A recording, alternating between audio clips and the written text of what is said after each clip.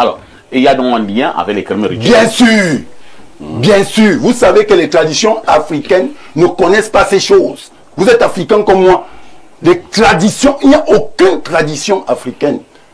Faut éviter de parler des sujets comme ça. Non, mais c'est vrai. C'est vrai. Peut-être je vois vos réactions et tout. Je ne sais pas si vous êtes franc-maçon ou pas. Mais moi, je dénonce. Dans ce studio. Bien sûr. Parce qu'à un moment donné, les réactions des uns et des autres trahissent ce qu'ils font dans les affaires. Comprenez un peu? Comment est-ce que je parle de la franc-maçon, mais lui, il est extrêmement gêné. Leroy Niamey, que vous reprenez le micro pour la dénonciation de ce matin. Alors, parfois ici, les crimes rituels sont de retour. Ah bon? Oui. Les crimes rituels sont de retour. De plus en plus, on retrouve des jeunes personnes assassinées, leurs organes mutilés, dans les différents coins, carrefours de la capitale. Et cela commence à inquiéter à nouveau. Je ne veux pas rattacher ceci à cela, mais il faut le dénoncer. Nous avons comptabilisé 3 déjà. Crimes. Bon, c'est nous qui les qualifions de crimes rituels parce que le mode opératoire est le même. On trouve un individu qui a été assassiné, on lui a retiré ses parties génitales, on ne sait pas là où on les a amenées. Le corps sans vie est dans ces conditions-là. Qu'est-ce qui se passe et que faisons-nous pour lutter contre ce fléau dont notre société n'a véritablement pas besoin? J'ai voulu le dénoncer ce matin. Merci Blériot. Il y a quelques années, du côté de Mimboman, un quartier de Yaoundé, il est devenu tristement célèbre, ce quartier, du fait de ces crimes rituels. Alors, vous dites que ça revient. Est-ce que ceci peut expliquer cela? Je ne sais pas à quoi vous voulez faire allusion. Je passe la parole à François Sidney-Dan. François Sidney-Dan, Blériot a raison. Depuis un certain temps, nous avons de plus en plus de corps avec pratiquement les mêmes signes. C'est-à-dire qu'on tue une jeune dame, lorsqu'on découvre le corps, on se rend compte que les seins ont été enlevés. On tue un jeune monsieur, lorsqu'on découvre le corps, on se rend compte que son sexe a été emporté, ses yeux ont été emportés, ainsi de suite. Il y a également des bébés, des petits-enfants qui disparaissent également de plus en plus au Cameroun. Votre commentaire? Oui, voilà, ça tombe très bien parce que ça me permet de dire l'une des choses que j'ai reproché au président Biya. Ce que j'ai reproché au président Biya, je crois même que c'est la seule chose, c'est que, au-delà de son amour pour le Cameroun, pour l'Afrique, il a laissé les sataniques être au sommet de l'État. Ah bon? Tout à fait. Et ça a beaucoup gêné ce pays. C'est ça que vous voyez parfois... Vous ne pouvez pas le démontrer, hein? Parce que c'est quand même fort ce que vous dites. Non. On ne peut pas l'accepter facilement comme ça. C'est pas fort, monsieur Parfait. Nous sommes des Africains. Vous-même, vous savez que la franc-maçonnerie, par exemple, est bien installée dans notre pays. Est-ce que la franc-maçonnerie est une affaire des satanistes? Bien sûr, ils font des crimes rituels, monsieur. Tu as la franc-maçonnerie? Mais je suis quand même un homme politique. Tu assistes souvent à leur réunion? Même si je n'assiste pas... Tu as des amis francs-maçons? Bien entendu. Et ils te disent que là-bas, ils font des crimes rituels? Mais c'est la vérité, c'est la palissade. Et au-delà de ça, il y a des bouquins. Vous comprenez, parfait. À part la franc-maçonnerie, il y a, par exemple, la Rose quoi, qui est bien installée au Cameroun. Vous comprenez un peu? À part ça, il y a le bouddhisme, qui est une secte dangereuse. Et vous allez voir que beaucoup de commis de l'État ont adhéré à ces choses. Ils sont libres d'adhérer. Ils sont libres d'adhérer. À ce qu'ils veulent. Sauf que il fallait aussi permettre à ceux-là qui ne croient pas à ces choses d'entrer, par exemple, dans le gouvernement, d'avoir des postes de responsabilité. On ne va pas dire que tous les membres du gouvernement sont francs-maçons et rosicruciens. C'est pas ce que j'ai dit, mais j'ai dit le rapport de force dans ce sens. C'est pour ça que vous voyez... Moi, je connais des membres du gouvernement qui vont à la messe catholique tous les matins. Dans la messe catholique. Semblable. La messe catholique. Donc, Mais est-ce qu'on peut être catholique en même temps être franc-maçon, être rosicrucien? Ouais, vraiment, Je vais répondre. je suis dépassé la question. C'est une question bête. Ou bien Pour naïve. moi, vraiment, elle n'est pas... Je ne sais pas. C'est comme si c'est une question rhétorique pour moi. Parce que vous-même, vous savez ce qui est vrai. Moi, je n'ai rien contre les francs-maçons. Je n'ai rien contre les rosicruciens. Bien que je pense que c'est des histoires... Comment tu n'as rien alors que tu dis Bien que je bois avec pense... Laisse-moi chuter Blériot. Bien que je pense que c'est des histoires sataniques. Mais Mais c'est ce que tu as compris. la laïcité veut que j'accepte ces gens. Mais maintenant, je souhaite que... Tu acceptes tout en fustigeant. Où est la logique? Mais c'est pas croyable. Non, tu as Pépé. quelque chose Non, contre Pépé. eux. Moi, je ne vois pas la vie. Non, c'est vous qui ne voyez pas parce que vous ne voulez pas voir. Mais tu Je as quelque peux chose. cohabiter, monsieur, je peux cohabiter avec un franc-maçon sans problème. Aussi longtemps qu'il Et va comment pas tu me sais qu'il boit du sang? Mais lorsqu'on me donne l'occasion de donner mon point de vue sur la franc-maçonnerie, je vous dis exactement ce que je pense. Et ce que je pense, c'est que ce sont ces choses qui sont venues gâter l'Afrique. C'est ça. Alors, il y a donc un lien avec les crimes rituels. Bien sûr. Bien sûr. Vous savez que les traditions africaines ne connaissent pas ces choses. Vous êtes africain comme moi. Les traditions, il n'y a aucune tradition africaine. Faut éviter de parler des sujets comme Non, mais c'est vrai. C'est vrai. Peut-être je vois vos réactions et tout. Je ne sais pas si vous êtes franc-maçon ou pas. Mais moi, je dénonce. Dans ce studio, Bien sûr. Parce qu'à un moment donné, les réactions des uns et des autres trahissent ce qu'ils font dans les affaires. Comprenez un peu? Comment est-ce que je parle de la formation, mais lui, il est extrêmement gêné.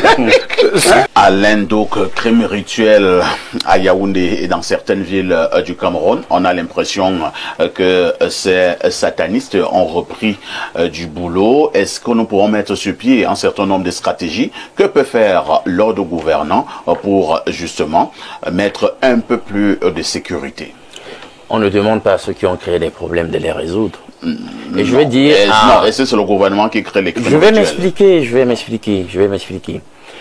Lorsque nous sommes à la télé ou sur un média, nous avons une mission d'éducation. Et c'est pour cela que parfois, quand on va dire à quelqu'un, monsieur, vous êtes ignorant, il pourrait se sentir insulté. Or, c'est pas le cas. On l'insulte pas, on veut lui faire comprendre qu'il a beaucoup de choses à apprendre. Dans nombre de cabales africaines, dans nombre de traditions spirituelles africaines, il y a des crimes sanglants, des offrandes sanglantes, des libations sanglantes, des sacrifices humains. Alors, venez dire, c'est pour ça que je dis, vous ne connaissez pas. Quand on ne connaît pas, on est humble, on reste tranquille. Et on ne vient pas à la télé et se met à dire des contre-vérités. Bien, maintenant, pour revenir à ta question, et je saute là-dessus pour dire, il a dit par exemple ici, écoutez, comme il y a une prolifération de dénominations religieuses, quelqu'un a posé la question de savoir, est-ce qu'un catholique, voilà, c'était toi, est-ce qu'un catholique fait ça ou ça? Je vais citer un grand maître de la maçonnerie, prince de la maçonnerie appelé Yves Marsaudon, qui dit ceci: catholicisme, presbytéranisme, luthéranisme et tous ces ismes que vous connaissez, autant qu'ils sont, ce sont des prénoms, des prête-noms pour un seul nom: maçonnerie. D'accord? Nous, on étudie le sujet sur plusieurs années et je peux vous dire, il rit. C'est toujours comme ça. Ils ne connaissent pas, on va les éduquer, mais ils rient. Alain, on peut parler. Bon, je ferme le chapitre, je passe à autre chose. Oui. S'ils se sentent pleins, moi je dis, tu ne sais peut-être pas, et je vois même qu'ils ne regardent pas Info TV, ils ne regardent pas Jeudi Spiritualité. S'ils le faisaient, ils ne pouvaient pas oser dire, sur un plateau même en rigolant, que moi je soutiens la maçonnerie ou que je pourrais y être. Je combats le maçonnisme, monsieur. Bien. Ceci dit, maintenant, on ne peut pas demander aux gens qui ont érigé, par exemple, un obélix phallique comme symbole de l'indépendance de la nation que nous sommes, de résoudre des problématiques autour du mysticisme et des On n'avait aucun élément pour le prouver. Comment ça, mais bah, hippodrome, c'est là. Qu'est-ce qu'un obélix? L'obélix vient d'une racine, de deux racines en réalité. L'une qui veut dire phallus, et l'autre qui veut dire Bel, c'est-à-dire que c'est le phallus du dieu Bel. Bel encore appelé par exemple dans la Bible Baal, que tu retrouves sous d'autres noms comme Kemosh, Kamash, et Moloch, etc. Donc, nous sommes dans un pays où en réalité en arrière-plan c'est les mystères qui gouvernent. Et c'est ce que lui-même a dit, puisque quand il disait ce qu'il reproche au président Biya, c'est d'avoir laissé prospérer un certain nombre de conduites, voilà, et d'activités un peu sataniques, etc. De souffrance. Et moi j'ai dit qu'on ne pouvait pas le démontrer. Justement, voilà. Je dis que je vais dans ce sens pour dire que si l'État qui a le droit fondamentale de recourir à la violence et pour mettre un terme ou alors réguler un certain nombre de choses n'arrive pas à mettre fin à un phénomène, c'est qu'il a résolu de le laisser prospérer. C'est aussi simple que ça. Quand ces grands maîtres viennent ici en séjour, qui les tacle pour dire que n'acceptez pas de donner le visa ou etc., qui n'entre pas sur le territoire camerounais. Il y a quelqu'un qui fait ça? Ils sont même accueillis à l'aéroport. En grande pompe, on a reçu des gens là aux amphithéâtres.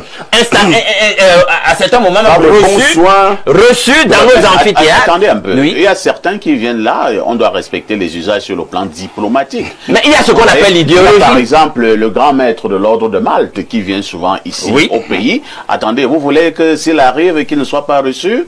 Le Cameroun est un pays civilisé. On n'est pas tenu de recevoir tout le monde. Et tu le sais. Alors c'est à toi de dire à l'ordre gouvernant. Non, justement, je ne leur dis pas. Qu'est-ce qu'on doit pas recevoir? Non, ce que je suis en train de dire, c'est que si c'était moi qui gouvernais, je me donnerais une ligne idéologique et je n'accepterais pas tout le monde. Si tu gouvernais, tous les francs-maçons et tous les rosicruciens. Est-ce que c'est ce qu'on est en train de dire? Qui parle de tuer qui ici? Tu allais donc faire quoi si toi Personne n'a encore dit ça. Si toi tu gouvernais, tu allais faire quoi? On peut décider de mettre un terme à l'exercice. Pour faire un gouvernement au Cameroun. Et à l'existence de telles entités. Consulter ses ordres ésotériques. Merci.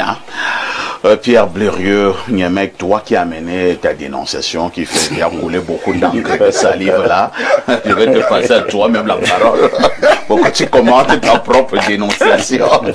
Alors Pierre Blérieux, que faisons-nous ou alors que devons-nous faire en pareille circonstance? Parfait, ici vous voyez que les gens ont dévoyé la dénonciation, se sont retrouvés dans les ordres... Parfois des formes de dénonciation. Bon, ça peut arriver. Oui, mais je vais d'abord dire quelque chose. Oui. Un jour, vous allez organiser, parce que M. Alain Douk semble s'y connaître, un débat sur la franc-maçonnerie et la Rose-Croix. Et nous verrons, on va expliquer dans quel degré et de quelle manière on dit aux gens là-bas de boire du sang. C'est-à-dire où ça se passe. Parce que si vous êtes avec un franc-maçon ou un Rose-Croix, il sera étonné d'entendre que vous dites que les gens boivent du sang. Ah bon? Bon. Alors, il va falloir, puisque il dit souvent qu'entre savants, il y a des choses qui ne se discutent pas. Vous allez nous expliquer comment les gens boivent du sang là-bas. Je suis disposé. Il y a toute une abondante littérature là-dessus. Mais je dis qu'il sera question de démontrer qu'à telle séance... Et vous dites, il y a une déclaration dans les pamphlets d'Arose-Croix qui dit « Nous faisons ces jours visibles et invisibles parmi vous. S'il prend à quelqu'un l'envie de nous connaître par simple curiosité, il ne nous découvrira pas. Mais si le désir de connaissance le pousse vraiment à venir vers nous, nous nous ferons connaître à lui. » En différentes langues. Donc il faut... Donc pour connaître les Rosicruciens, il faut être à la Rose-Croix. Bien sûr. Il comprend la franc-maçonnerie. Bien sûr. Est-ce qu'il y a à quoi servent donc les chercheurs? D'accord. Ce qui n'est pas vrai. Parce que les princes de la maçonnerie ont écrit justement. Un prince de la maçonnerie. Alors, est-ce qu'il est possible, quand vous avez donné votre point, que quelqu'un donne aussi le sien? C'est aussi simple, vous avez expliqué. Alors, puisque je dis que pour les connaître, il faut y être. Ce qu'on peut connaître, vous connaissez l'ordre romain chrétien de rite latin? Ce que vous savez de l'église, en allant à l'église là, c'est ce que l'église est? Non, c'est ce que le blanc a voulu que je sache. Voilà. Alors, donc, sachez donc que vous ne connaissez pas l'ordre parce qu'on a dit ci ou ça. Voilà la réponse. Ce que le prêtre sait de l'église, c'est ce que Bernard Ouna, c'est ce que toi, parfait, tu sais de l'église. Pas du tout. Alors, vous êtes en dehors, tel a écrit, mais tel autre a aussi écrit. Voilà. Donc, je veux dire que gardons-nous nous tous de parler des choses dont nous n'avons qu'une connaissance parcellaire. Donc, c'est pas pour... Maintenant, revenons au crime rituel. Là où Alain Douk, je le rejoins, en Afrique, on sacrifie les gens. Hein. C'est pas vrai. Oui, voilà. Il est aussi libre de dire que c'est pas vrai. Oui. La tradition africaine, j'ai parlé de la tradition. Bon, maintenant, je vais vous expliquer celle qui est la mienne. Oui. Explique-le bien. Tout grand bombok a le droit de tuer jusqu'à 9 personnes. Il ne doit pas voir. Il a le droit. Je ne peux pas croire ça. Oh, Blériot, Je dis que moi, je ne peux pas croire ça, africain dans l'âme. Est-ce que j'ai besoin que tu crois? Mais je dis que je ne On peux pas. appelle ça le Kenambok, c'est-à-dire que le mbombo. Moi, je veux apprendre. Hein. Le mbombo. Quand je te suis. Tu dis que tout Mbombo a le droit de tuer 9 personnes. Il ne doit pas dépasser la 9e. S'il dépasse la 9e, on le prend lui-même. Il Ça, oblige- il il oblige oblige de de tuer. tuer. Vous pouvez. Oh, laissez que je. Oh là là. Non, je veux Je suis savoir. en train. C'est-à-dire Physiquement ou que. spirituellement? Non, tu es en tant que terre. On te tue en tant que terre. Nous avons une armée dans le Grand Bok qu'on appelle le Ngé. C'est-à-dire que notre armée, l'armée c'est le Ngé. Qu'est-ce qu'on fait? Si on a quelqu'un qui dérange vraiment, le Mbok ça c'est, et chacun apporte un peu de son truc là, et on dit qu'on va manger Bernard Ouna. Non, pas un autre exemple. Mais je ne vais pas aller chercher les gens sur la lune, alors qu'il y a des gens autour de moi. Bon, là, je suis d'accord. Alors, Non, là, je suis d'accord. Il y a une je précision. veux dire que Une précision. quelquefois des sacrifices symboliques, qui sont des sacrifices d'animaux, peuvent être des sacrifices humains maquillés. Donc, dans toutes les traditions, cela se passe. Maintenant, je vais plus loin. Les crimes rituels sont souvent le fait des ordres dont vous n'avez même pas connaissance, même en termes de nomenclature. Les gens recherchent l'argent, le pouvoir et autres. Et vous savez, on a eu une histoire de quelqu'un qui est allé à la brique. Une dame est allée à la brique. Elle a dit au marabout, entre guillemets, qu'elle voulait soumettre son mari, que son mari était très dur mystiquement, enfin que son mari était têtu.